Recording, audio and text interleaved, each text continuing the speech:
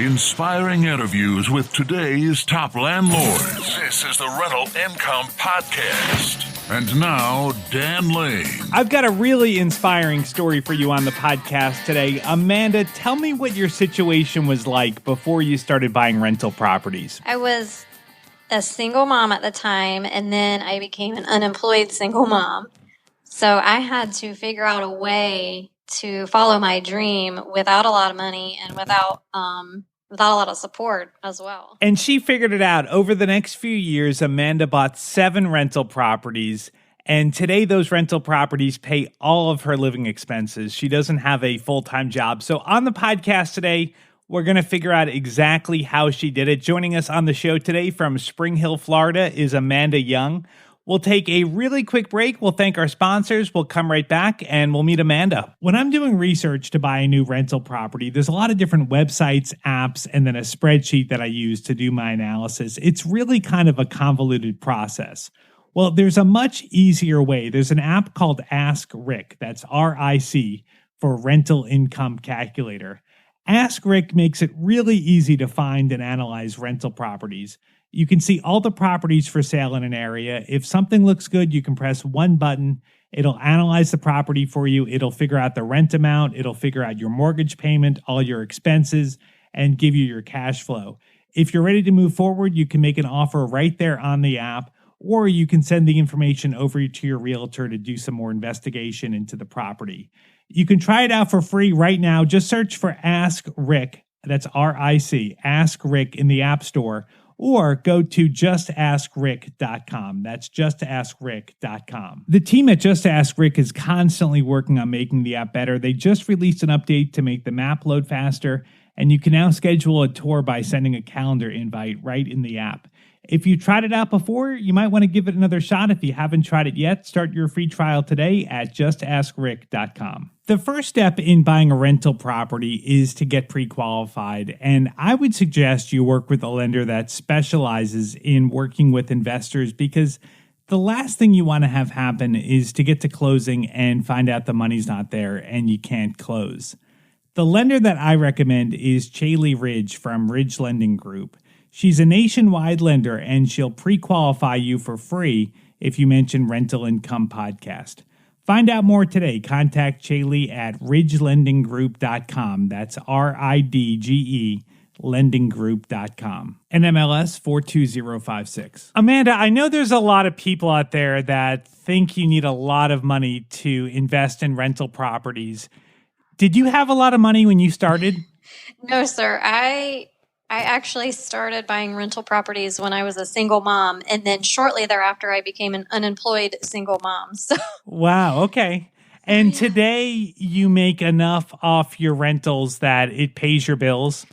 Absolutely, yep. Yeah, I only own 7 rentals right now, and that is enough to pay my bills. I'm not living an extravagant lifestyle by any stretch, but they do pay my bills, my groceries, that kind of thing.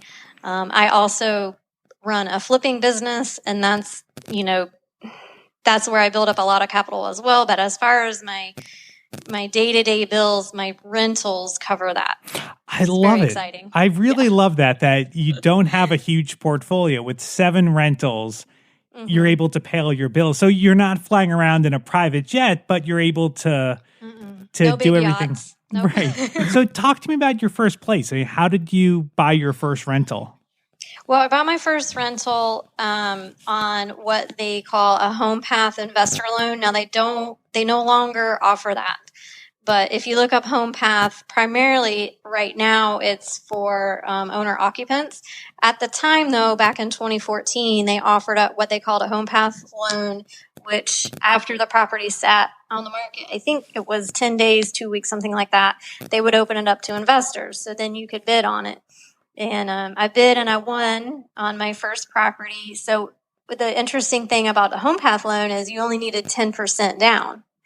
So I was able to save that much money, which I purchased that home for, I think it was $78,000. So I only had to come up with $7,800 plus whatever closing costs to acquire that property. So it made it much easier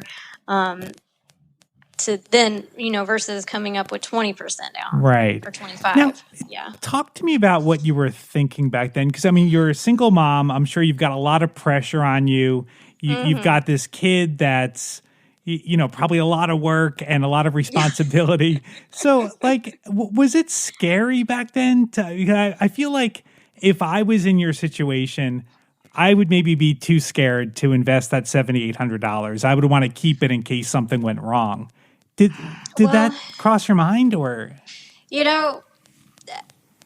I guess I just don't have that fear, or I just didn't let it. I did get a lot of backlash. I did get a lot of, you're a woman, you're a single woman. Are you crazy going out there and doing this on your own? You don't have a man in your life to help you fix this, that, and the other. And I would just say, well, you know what? At that time I was 30 something years old. I said, if it blows away or burns down or whatever, I have my whole life ahead of me to recoup what I lost. However, if I don't do it and I don't follow my dream and I don't I had this desire to have rental income so I could retire early. If I don't do any of that, I would regret so much. Yeah, and it all worked out. I love it. Yes, it all worked out. It would be more devastating to me to live with that regret than it would be to go ahead and take the gamble, and see what would happen. And it's been a beautiful thing. I mean, it's had its ups and downs, but I absolutely love it. It's provided me the ability to not have a W-2 income job, and that gives me more time with my family or what have you. So how did that first rental go? Like, did you have any challenges, or did everything work out smoothly? Interesting enough, right after I acquired that, 2 months after that, my son ended up in the hospital. He almost died. He had a tumor, and he was in the hospital for like 2 weeks. I was, I never left the hospital. And of course, it was in that time period the air condition blew up. Wow. And I didn't have a property manager. And my tenants called and they're like, it's, hot, the air condition blew up. And I said, listen, here's the situation. Can you please just, this is probably something I would do now, but at the time, this is what I did. I said, listen, if you could just please call an air conditioning company, I don't care what one it is, go ahead and pay for it. When we get out of the hospital, I will reimburse you. I'm so sorry, but I'm kind of dealing with, a really bad situation right now. And, so I think I lucked up with really good tenants. Mm-hmm. I was kind of dealt a pretty bad hand, within the next few months after acquiring that first property. Not only did I almost lose my son, but then I lost my job as well. And because of his tumor, I had to homeschool him for several months. He wasn't able to go back to school. So here I am now. Now I'm an unemployed single mom with, a son that now is what the school system considered like special needs or whatever. He couldn't go back to school. So now I'm homeschooling him on top of, everything else. So with all that going on, you said, well, let's buy more. I want to buy another rental.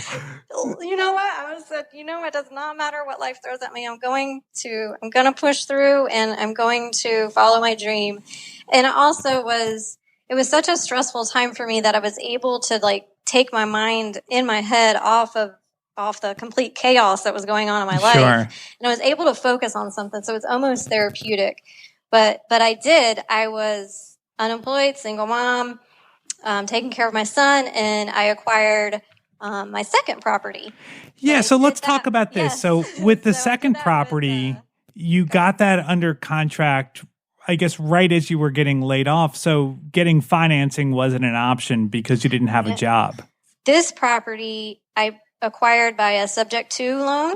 So there was a loan already in place. The gentleman passed away, and the daughter really wanted nothing to do with the property. So I said, can I take over the loan? Which the loan was on a Bank of America loan, about $42,000. I took over that loan, and all she wanted was she wanted $6,500 cash. Okay. So, how or why she came up with that amount, I don't know. But my numbers worked. It worked out really well. So I was able to also save that money. So I saved the 6,500, and I took over that property on the 42,000 subject to loan plus the 6,500 cash. So now I'm on to my second property. And that property really kind of set you up really, really well. So you had a tenant that moved in, and then that tenant wanted to buy the property. Yeah. So this is by far my favorite deal I've done. I moved in a tenant, a gentleman, U.S. veteran. He also was an officer at the jail, and he was there about 6 months. And he called me up and said, "Amanda, I love this house. I love the neighborhood. My child loves it here. I really don't want to move again. I want to buy the house."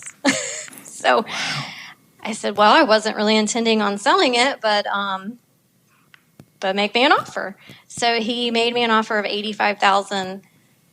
But I said, "Listen, I'll sell it to you, but I don't want to sell it for until I've owned it a year and a day."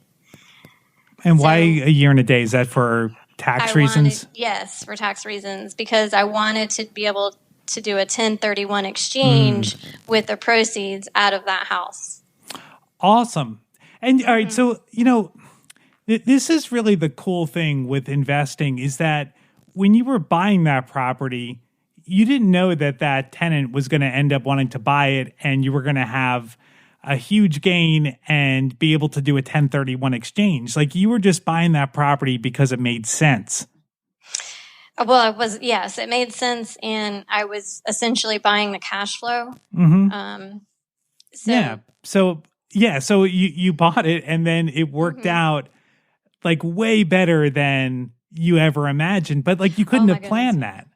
No. Yeah. I had no intentions of selling that house ever. It was a beautiful home, and I got it on such a great deal. Yeah. And I got it on creative financing. It's just one of those That's things. Awesome. Yeah. All right. So romantic sounding. So then you sell that property to him, and you do the 1031 exchange. Yes, sir. And you buy 2 more properties.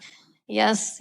With the exchange money, I was able to acquire 2 more rentals out of that deal with very little out of my pocket, maybe a little bit of closing costs, but that's what I did. I took the 40 something thousand, split it into 2 more rentals. And then with having 2 properties, your cash flow is just growing at this point. Absolutely. Incredible. Okay. So then where do you go from there? So now you've got your first rental, you've got those 2 properties that you 1031. So you're up to 3 rentals at this point. What do you do from here? How do you keep things going? I believed in this time period I did secure another job. So at that time I did have another W-2 income, but I started driving for dollars. We're driving for dollars, and I come upon this house with a for sale by owner wrote in pencil. So and for anyone that doesn't know, driving for dollars is just driving around looking for houses that maybe look a little bit beat up, that maybe could be a distressed situation, maybe could be a potential property to buy. So you found a property that was a for sale by owner? Had to get out of the car to even be able to read the sign, the phone number, made an appointment, negotiated right at the kitchen table, and I was able to negotiate an owner finance situation. Now, these guys, they were older. It was their second home. They knew they were going to get hit with capital gains tax if they sold it outright. So I was able to negotiate. For this one, I paid $5,000 out of pocket. That was the down payment that they requested, and I purchased it for $68,000. Wow. Yeah, I mean, this is really just incredible that with just a small amount of money, you've been able to buy these properties. I mean, I'm not hearing any huge numbers as you're buying these properties. You're putting a few $1,000s down, and every time you buy a property, it's increasing your cash flow. I love it. Okay, so then what do you do next? So after that, my flipping business kind of picked up to the point where my business partner and I now, my rentals I own myself. my flipping business is with a partner, and then she and I got together and we purchased a vacation rental on the river out where we live.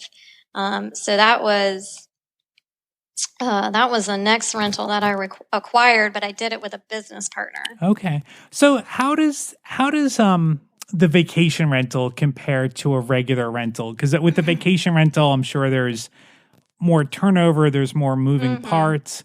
Does it take a lot more of your time? It does. It is more management intensive, I will say, but it's not so much to where it would discourage somebody to go ahead and purchase a vacation rental. But where you have a long-term rental, you get the lease, you meet them, to move them in. Typically after that, you hope to never hear from them until it's time to renew the lease. The vacation rental, you're having a turnover at minimum every 2 days. Maybe you might have someone come for a week, or snowbirds come down and stay for a couple months, but you have a significant amount of turnover. Also, it's a lot of back and forth between the renters and whomever owns that house. It's a lot of questions. Do you have this? Do you have that? Right. Can we check in early? This kind of thing. So it goes back and forth a lot. So that's the part where it's more management intensive. It's also, we always have to make sure we have supplies, toilet paper, shampoo, soaps. We're on the water, so we're always checking the kayaks to make sure they're functional. So you've got to go over, like between every tenant, do you go over and check on it? I do not. I have a phenomenal cleaning crew that will tell me, hey, there's, you're out of this, you're out of that. This is broke, great. This kind of thing. That's another thing. A lot of things in the vacation rental, because of the wear and tear, like coffee pots, things like that, gets used and abused. So Yeah. So most of your work then is it like just answering emails? The apps are wonderful. So it's just like a text message. You get it like a ding or some kind of notification. The Airbnb and VRBO app is the same. You'll get kind of a notification and you'll see, oh, I need to answer somebody. I try to answer them within the day. Okay. Because you can do that anywhere. It doesn't, if you're sitting at a red light or whatever, you can, send off a quick message. But yeah, you just typically try to respond within 24 hours. Yeah. And there's two of us. So I have a business partner. So if I don't answer, she does. If she can't answer, I do. Whatever. Okay. How has COVID affected things? Has that dropped off your bookings at all? It did, unfortunately. We've only owned this vacation rental a little bit over a year. We have been booked completely solid. We very rarely have a vacancy. And until COVID hit. Yeah. And the governor shut down the vacation rentals. We lost quite a bit of revenue during that time period, but we were lucky enough, because we own it outright. There's no mortgage on it.